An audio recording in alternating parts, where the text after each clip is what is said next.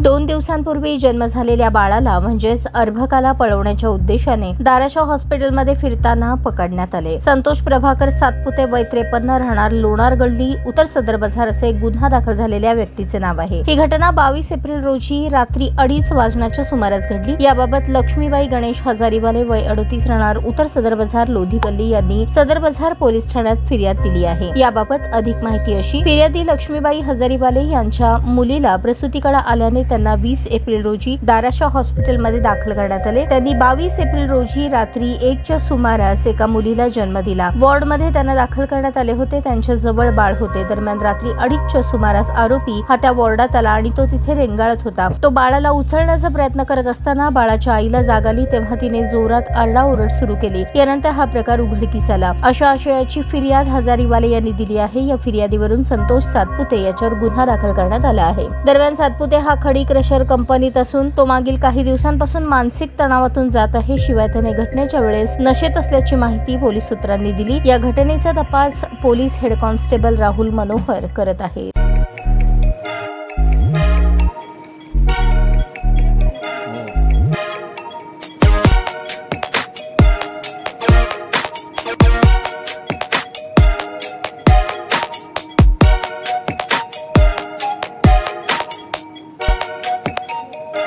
सोलापूर शहरातील सुप्रसिद्ध हॉस्पिटल म्हणजे सेंट्रल मल्टी स्पेशालिटी हॉस्पिटल मागील अनेक वर्षापासून सेवा बजावत आहे। 24 तास इमर्जन्सी सर्व्हिस, मॉडर्न टेक्नॉलॉजी, अनुभवी डॉक्टर्स तसेच अत्याधुनिक तंत्रज्ञान सुविधांनी सुसज्ज स्त्रीरोग प्रसूती विभाग, ऑर्थोपेडिक विभाग, मेडिकल विभाग आणि इतर एकमेव नाव म्हणजे सेंट्रल मल्टी स्पेशालिटी हॉस्पिटल। पत्ता गणेशपेठ शॉपिंग सेंटर, मंगळवार बाजार, सोलापूर।